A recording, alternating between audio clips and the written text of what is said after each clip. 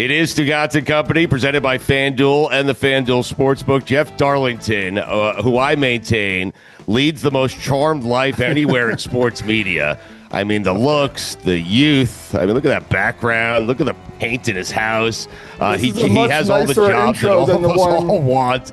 And the name Darlington certainly doesn't hurt. I was telling the guys before you came on, if your name was Jeff Remington, it would have a whole different feel. You'd be an offensive guard from Nebraska. I mean, you'd have to put on some pounds. How are you, buddy? Of weight. Yeah, that was a much nicer interview or introduction than the one you gave me that people didn't get to see. Yeah, that's your fault. Yeah. Yes. Obviously, nobody saw this, but when Jeff Darlington jumped on the Zoom, it first said NFL on ESPN, like a major announcement, and then you see his face. It's like, I remember him back in the Palm Beach Post days. And that never happened. How you fellas doing? We're doing good, man. We're confused here because we were trying to put together a Mount Rushmore of NFL field reporters, okay? And there are two staples, Sal Powell and Ed Werder, like, people that Mike Greenberg will throw it out to at a stadium to give you a report before the game. Yeah. Sal Powell, Ed Werder. But we're confused as to whether, does John Clayton belong on the Mount Rushmore? Ooh. Because Mikey is saying he's an NFL insider, and I'm saying he was kind of both. He was a hybrid, He was kind of both. Like Clayton sort of paved the way a little bit, and that's, I think the difference. The role has evolved, but like Sal Powell, Werder, I think that the common denominator here is that they all came from print and transitioned to television. So it's exactly what I said before he got on here. He's just an echo of me. Right. It's exactly. That's because we are both raised in the same format. A little biased. I think, but I do think that's probably the biggest part of this. It's like, are you an insider? By the way, the insider term, what does that mean? What is a field reporter if not a local insider, right? Well, right. Or not even that. I think is an insider just someone who is that more agent specific? No, I think it's information specific. You're so deep inside the organization that you have information that no one else has. I think that's what it means. Right? But I feel like field reporters are the same way. We're just it's just more. I think it's like we island hop, right? The nice part for us is that we get to go in and then leave at the end of the day. And John Clayton or no? John Clayton was breaking news about a lot more teams than just Seattle. I don't hear Ed Werder breaking news on what happened in Baltimore. It's only Dallas. I think Werder's probably was a little bit. Well, I mean, he used to do some other stuff, but I think he's a little different too. Now, the expectations for us are much more less regionally based. Yes, I do Dolphins when they're relevant, but I'll go do Chiefs. I'll go do Bucks. I think that maybe from that standpoint, we're not as this is probably so boring to people. It's great. No, it's great. I don't care. This is fascinating. We're not based it. It used to be much more all right, Werder's got Dallas covered, Sal Powell's got Philly covered, and there was just different. Bob Holtzman was in Cincinnati. Who was in Chicago? Is that Josina? No. Well, sort of. She did sort of cover Chicago, but I think now people love this. The weird thing for me, people hate this. I shouldn't even talk about this. No, they do. I am telling you, people are confused. They don't know the difference between a field reporter and a sideline reporter. I'm telling you. Yeah, no, I understand that too, because people ask me what I do, and I'm like, I don't know. I don't really know what I do. Are you a Clayton or a Werder? Next time somebody asks, just say, I'm pretty sure I'm a Clayton. Yeah, I'm later. I'm a Clayton or a Werder. You know who I'd like to be, as you guys could probably tell, is I'd like to be Rinaldi. That's the freaking guy. Which, right there. I have more questions about that, but I think Taylor wants in here. I'd like to be you. I mean, I'm crying already, by the way. Jeff, on this Mount Rushmore, would Jeremy Fowler like a word? Wow. I know. He's selling tickets to this thing, Jeremy Fowler. No offense, Jeremy. The Mount Rushmore. On the Mount Rushmore, if we don't know what the fuck we're talking about because we don't know the difference between sideline reporters and field reporters. Yeah, no. I'm just telling you, I have Clayton, Sal Powell, Ed Werder, and Leslie Visser. Those are mine. There they are. Visser. That's an interesting one, but she was a sideline reporter, wasn't she?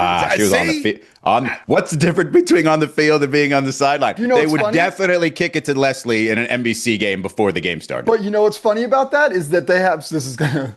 I am treading in very. This is not a good idea for me. But there was with the Emmys, the sports Emmys, last year, ESPN put me in the category for they were trying to find where I belonged. Yeah. For like kind of some of the stuff that happened with Sheffler and Tyreek Hill and all this like different stuff. And there was no category. So they're like, well, sideline reporter is the closest thing. But the Emmy board said, no, it has to be during the game. I'm like, I'm literally standing on the sideline. Emmys are the dumbest thing in the world, by the way, with all due respect to the esteemed Emmy board. Yes. Except for the one over your shoulder. Yeah, yours Well, is no, on you full have to display have it. right now. You got to have it. Like, I mean, it's a rite of passage for anybody it's the dumbest thing in the world, though. Yeah. I'll let you know when I get one, or if I get one. Yeah. Yeah. I got a little fake airplane. Can we start over? This is so boring. This is not. Start over. I'm not starting over. No way. Get the fuck out of here. This is why you're I spent here. the entire night thinking about this. We're talking about field reporters and what's the difference between. I will say this. Like, let's just back up. Those guys that you named are like, that is hallowed ground. Those are the people who paved the way. I mean, Fowler too. by the way, No, stop it with Fowler. Chris Mortensen. Yes. Oh, like, yes. Where Yes. does he belong in that? Like, talk Right. about Insider. both. He's an insider. and- Yeah. Yeah.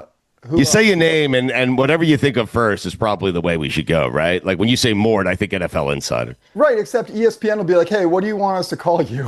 I'm like, I don't know. That's so true. I never You really see, know. everyone's confused, man. Call me reporter. They have the little resume in the bottom when you're on TV. Like Yeah. mine Yes. still says like 2005 Associated Press Sports Editor Award winner. Like some shit.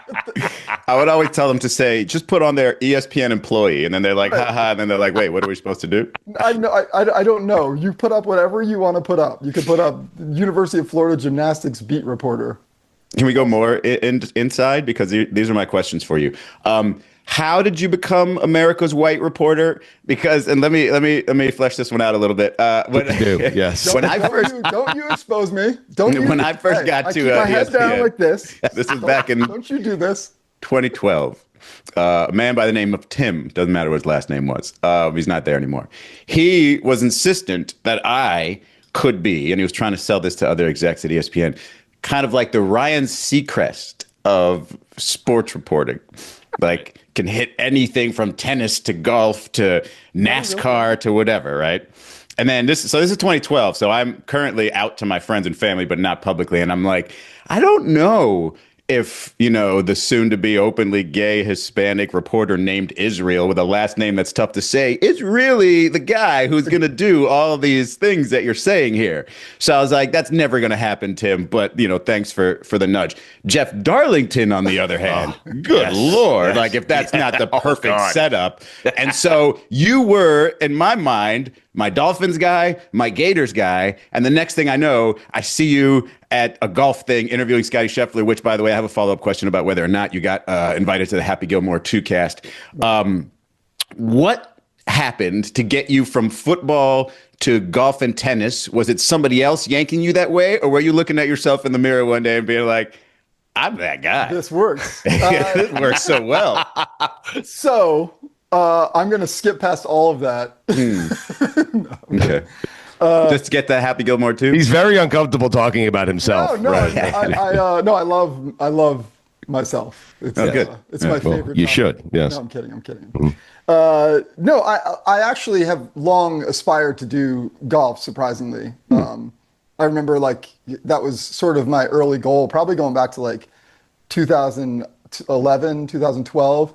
I always sort of thought like if I could build the NFL thing and then kind of transition into some golf coverage. And I had kind of been pushing for that behind the scenes at ESPN with the people who oversee the golf coverage, but sort of like gently being like understanding that just because you cover one thing doesn't mean you automatically can go. I wouldn't even know who the golf people were, much less be able to gently nudge them for years until I become the Masters guy. But that's skillful by you. That was navigating on its own on its own level, and I think that was kind of eventually the role opened up 2 years ago, and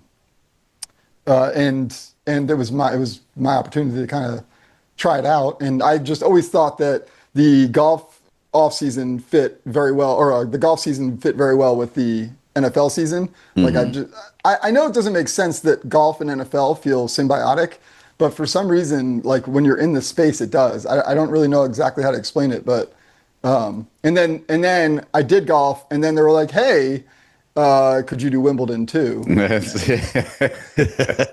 Wait. You could get whiter. Can you do Wimbledon? Send them to the place where you can only wear white. Yeah. Which, not that I'm jealous or anything. The only thing left on my sports bucket list is Wimbledon. Haven't been. Would love to cover it one day. Well, you Not gonna happen. should. You should go. It's a wonderful experience. That's a Stugotz and Company. If we have the budget, we'll see. But you love golf, is that right, Jeff? Like, you love to play I love golf. So you being a golf reporter is not surprising to me, at least. The tennis thing was surprising. Like that was very new and foreign to me. I think that from their perspective, it's the way I cover golf. It's not like I'm sitting there saying that, this guy's got to shape that shot differently. It was more about storytelling, and that's always sort of been my favorite thing in the world. And I think that that's the one thing where I've kind of finally figured out with ESPN, when you talk about whether you're a field reporter, an insider. To me, I think that I found that my lane was more storytelling, Sure. in whatever capacity. So the fact that like they've sort of let me work into that role to where I can kind of be like, hey, let me just write this and let's just find a good editor or producer to kind of package it. That's sort of how this kind of manifested. Jeff, when Scottie Scheffler was getting arrested and you're on the scene, did any part of you think like to do if you take Scheffler, you're taking me too? So then you kind of bond with Scheffler. I told him to do that. I told him he should have went to prison with Sheffler. I did. think, Stugotz, you were among the first to recommend that. Yes. And a lot of my friends do believe that my career would have been better suited had I gotten arrested with Scottie. Impossible. Yes. I think it worked out better the way it did, but I understand the case to be made. It was closer than people probably realize. It got pretty sticky for a second to where I was sort of talking to Scottie. I was on the other side of the road now, and he's in the back of the patrol car, and I'm trying to talk to him, and the cop is coming over, the police officer saying, "You need to get back to the other side of the road," and I'm like, at this point, I'm kind of getting a little bit like, freedom of the press, I have. What's that look like? It no doesn't way. look like that. How did that come out of you? I have transitioned from like, what's going on here? Guys, all my friends make fun of that too. Guys, I'm like yelling at them. And I transitioned from that moment to like, I'm a member of the media. I can do what I want here. And they're like, you need to get to the other side of the road. And I'm like, or what? And they're like, we're going to arrest you. And I'm like, for what? And they're like, interfering with the police investigation. I'm like, it sounds like that could stick. I'll go ahead. Yeah, that sounds good. Sounds good to me. You got That's me. where you I'm got to backing dig up. in, Darlington. Are you guys best friends or you and I Scottie? do wonder at the end of the day, Scottie got out very quickly. And Yeah. I have played this out in my head. Right.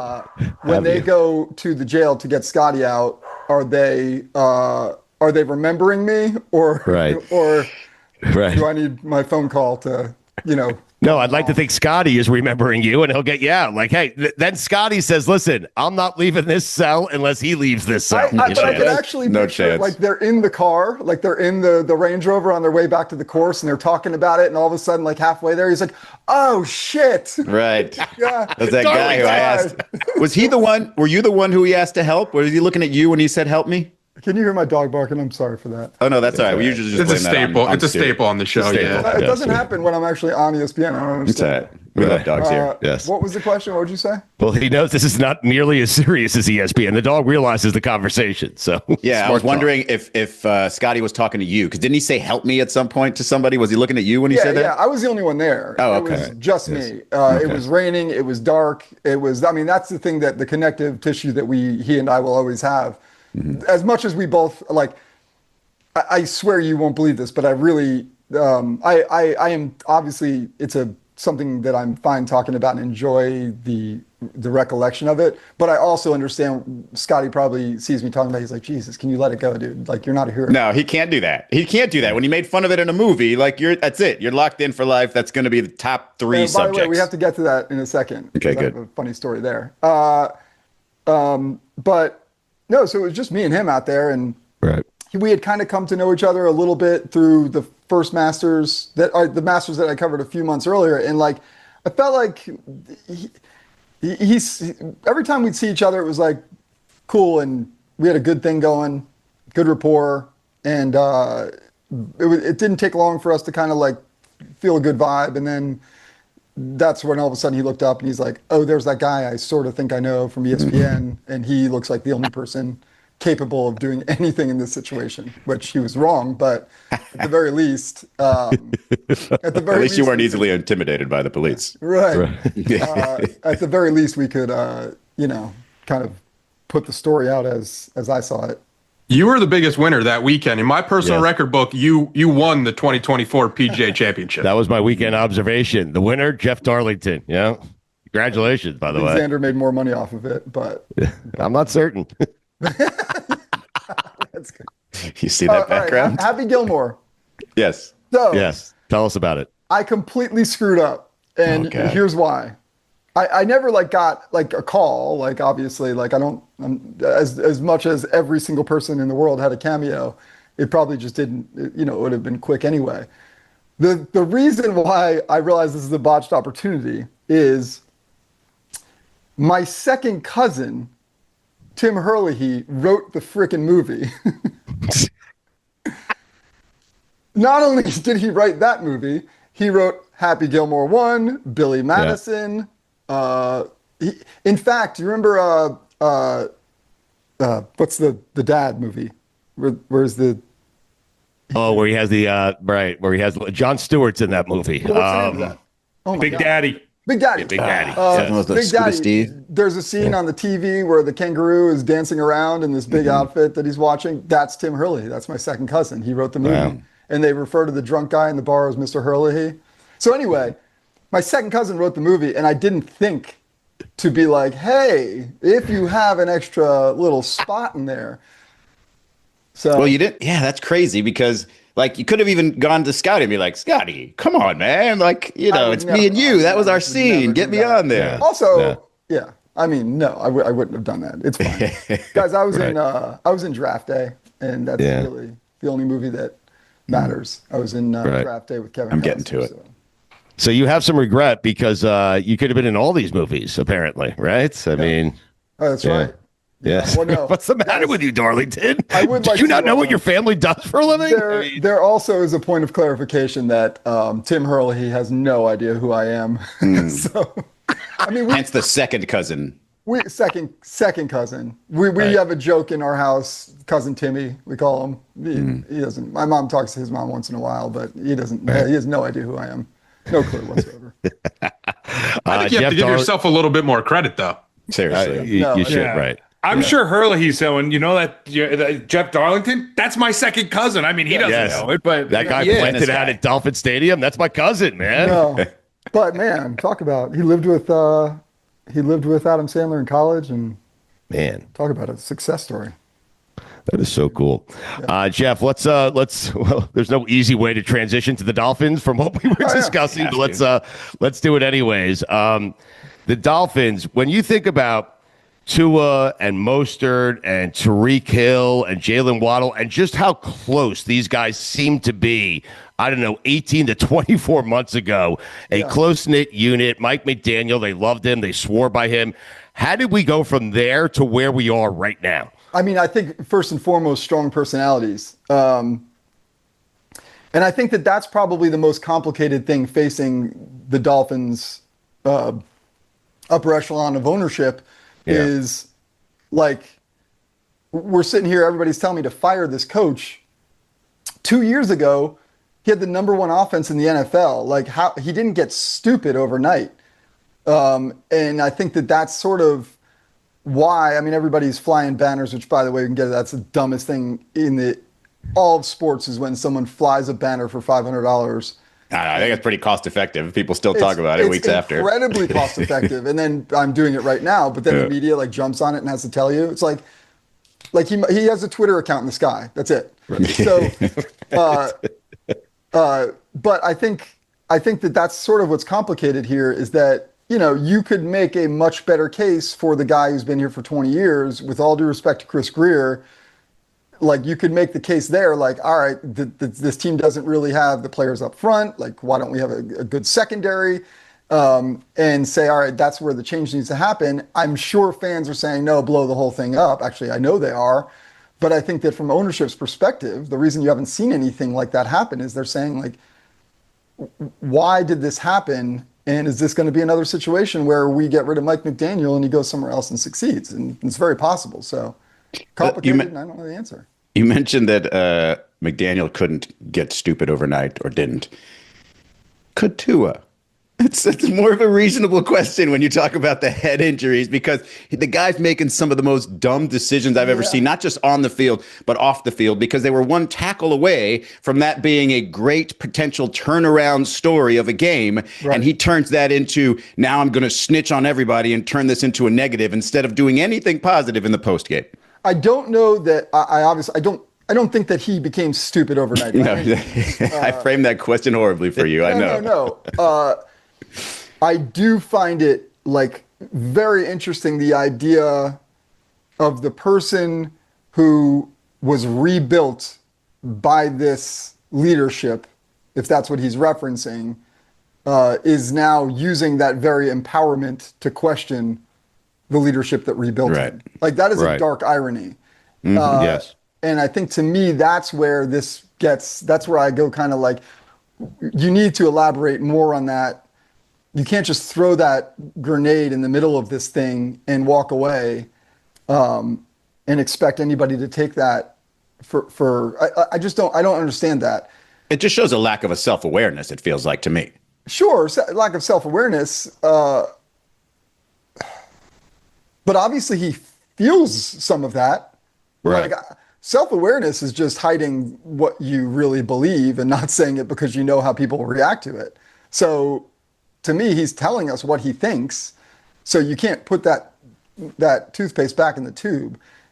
And that to me is what's so complicated about this. Again, it's like the guy that we spent a year saying, like, look what he did for Tua Tagovailoa, who was destroyed by Brian Flores, is now not positioning that same player to succeed.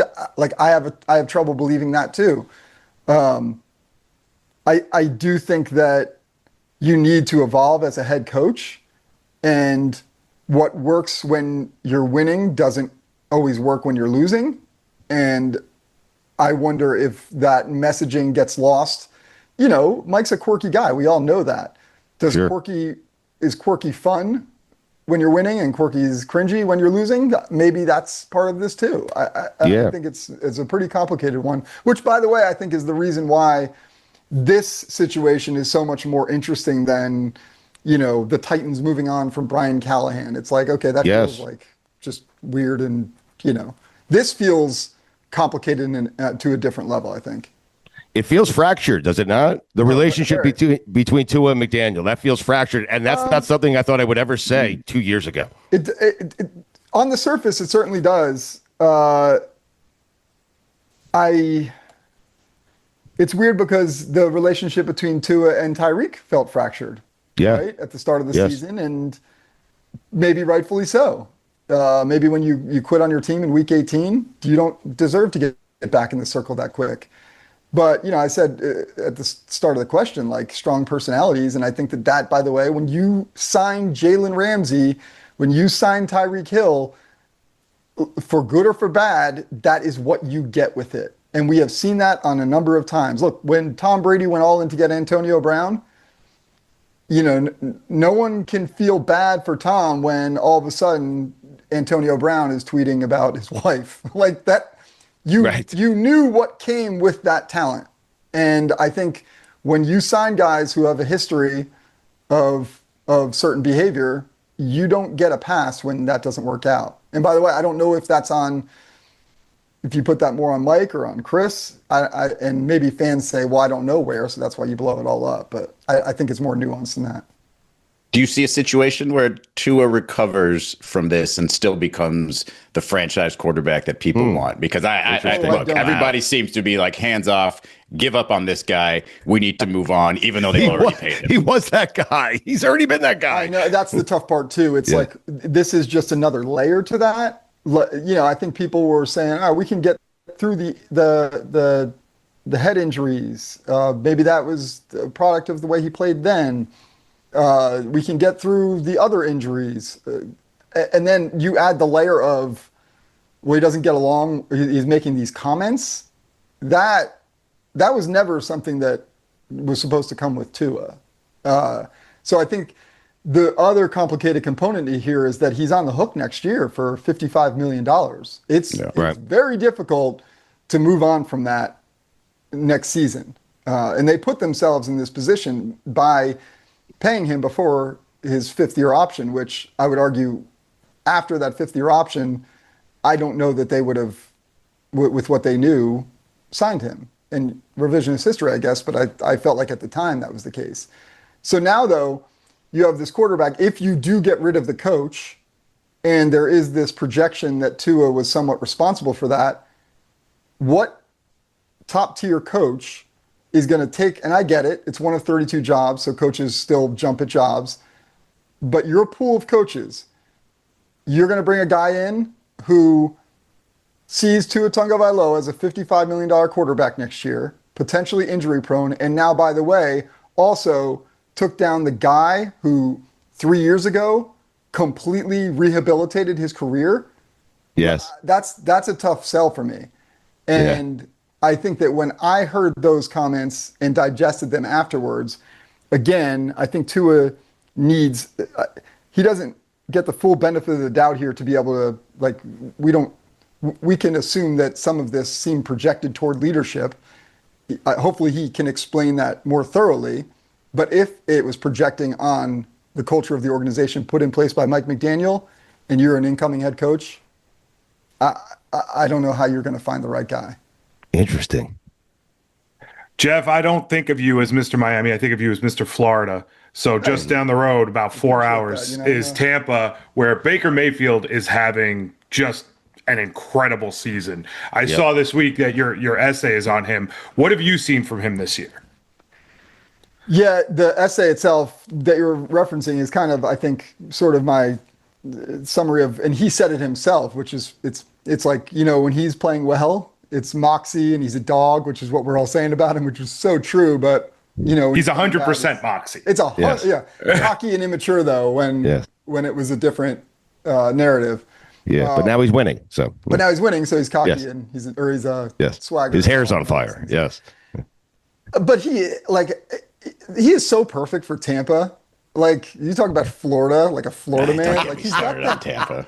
He's got sort of that, that grit. Yeah. It's not quite like Cleveland grit. It's not like industrial Pittsburgh grit. It's like pirate grit. It says weird shit like "Don't disrespect my football." It's pirate grit. Pirate grit. I like that. You could see him at Blondie's, right? Yes. Oh, for sure. Like, that's a Florida guy. Like, as Florida people, we understand there is a difference in the type of grit that Florida people have. Some people might say they might associate that grit with like meth. But we understand it's actually associated with like strip malls. And I think that's where like Baker just has this perfect synergy with that community. And it doesn't hurt that he's got good weapons around him. But you talk about the best deal in football.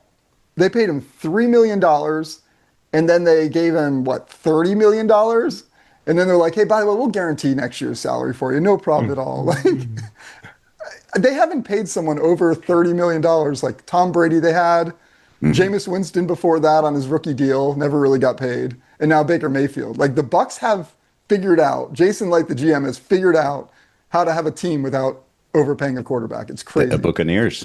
Taylor, can you put it on the poll? Is Baker Mayfield the crystal meth of the NFL? He didn't say crystal. He just said meth. Yeah. Is there a difference? I'm sorry. I don't know. Is there a difference? Isn't ADD medication just meth? Isn't that what Adderall is? Yes, that's what it is. Yes, I take it every day. Is that right? Are we all on meth?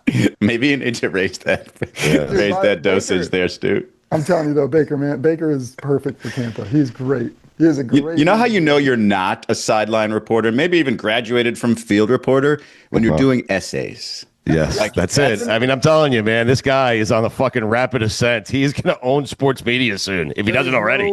Rapid ascent. I am a dying breed. I'm a dinosaur already. I'm just trying to survive. Did you ever consider changing your name to Jeff Darling's son? Darling's son? Because, I mean, that's just... Yeah. I don't. What does that get for me? What does that do? I don't. What's it do for him? I mean, you're America's darling son. Oh, Now you're I just see. now it's just darling. I think Darlington is working out just fine, though. I mean, Yeah. Still has a little bit of have you offensive played lineman golf with to it. Scottie Scheffler? no. You haven't. I would love Have you to. tried? I would love to.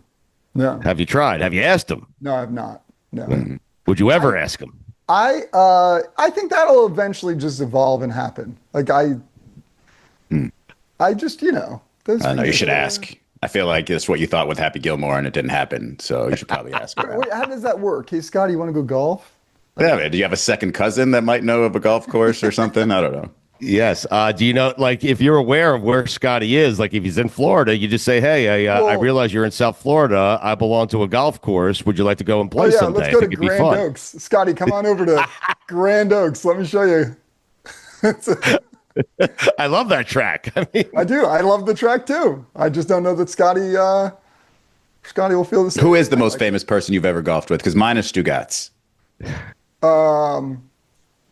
Well, this is a setup too. See, this is What? This is oh, no, come on. I don't It's a know the great answer question. to And I this saw that question. smile on your face. He does not want to reveal who he's played with. No, the best golfer is Justin Thomas. Ah, I've golfed with him several times, and he's but he's not the most famous person? no, no. Who? Justin Thomas for sure is the good one. You're lying. He is. Adam Gase. You're By the lying. way, played golf with. Here's a fun story. Played golf with Justin and three of his good friends from high school, all for the purposes of their integrity, I'll say mediocre golfers. I thought you were going to say all jerks, because that's what I feel like they would be. No, yeah, double-digit handicaps. So Justin, it was five of us at the Grove, and Justin played left-handed the entire round, every single shot. So I had to give him 12 strokes because he was playing left-handed. He beat you. I shot lights out. I shot a 38 on the front, and I beat him by one. Wow. So that's how good he is. Left-handed. It was. Were you celebrating, though? Because you won. I mean, 100%. I was celebrating. Yes, very much so. How many strokes did he have to give you after? By the way, he had a set of clubs made by Titleist. Oh, I see.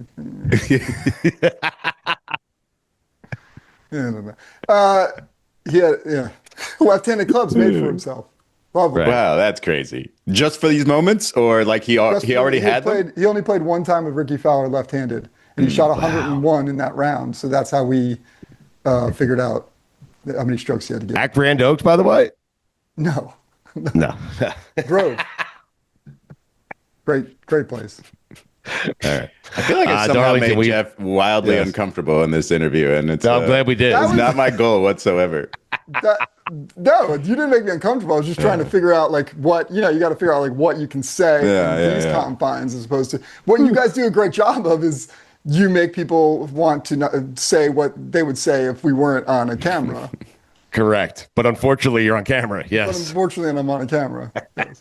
And you showed a great deal of restraint during this On interview. I'm several very proud of times. you. I see. You guys have to understand. I've known Israel for 20 years now. Yeah. Yes. I could tell some stories, or really just one story, but yeah. Which one? You don't want to know. We're on camera. But like, give me like a hint. We were hanging out No, in don't Fort say it Lauderdale too much. Just like a little. Right, bit. just hang a out hint. for Lauderdale Don't Beach. give That's the all I'm audience saying. too much. That's They'll all remember. I You'll said so jurors far, memory. the Just give them a little location. bit. I'm sorry. Should I not say we were hanging out? We were on the Just felt like phone. you were going too far there. I just want to give you like a word, like. Yeah, don't do that either. I see. If I give you the one word, it's gonna give away too much, and people will be okay. like, I can piece things together just based on that This is word. like So herpes. no, that's crazy. I don't know you that well. Now you've gone too far. No, they say antibiotics can clear that up. Oh man, just stop. Jeff Darlington, we appreciate it, man. Fellas. Happy Gilmore. I am insanely jealous of you. Have you played Augusta quickly, just on since we're here? You have, you mother. Was the most famous person you played golf with female? No. Okay, I'm just trying to figure it out because it clearly wasn't Justin Thomas, and for some reason he played with not Tiger, willing I to think. tell us. That's the way that's the way we're playing 10 questions. Is we're gonna start with the gender. Yeah, male sure. or female. Okay, It's guess who? Yes. Not Did they that wear a good amount of glasses? people. No glasses. Did he wear a red shirt? You played with him, haven't you? What'd you shoot at Augusta when you played? What'd you shoot? 85. Right. But that's from. It's not the same thing. It's different. Are you allowed to say? I don't know if I'm allowed to say that I played Augusta. You're allowed to I don't say know it. what the rules are. No, it's fine. Don't worry, we'll amplify it and you'll figure it out. Right. You're good. What'd you shoot the second time? 86. Get out of here, Darlington. We made him uncomfortable. Get the hell out of here. We appreciate the time, and the Dolphins are fascinating. Check out his essay on Baker Mayfield this week all over ESPN. We appreciate it, buddy.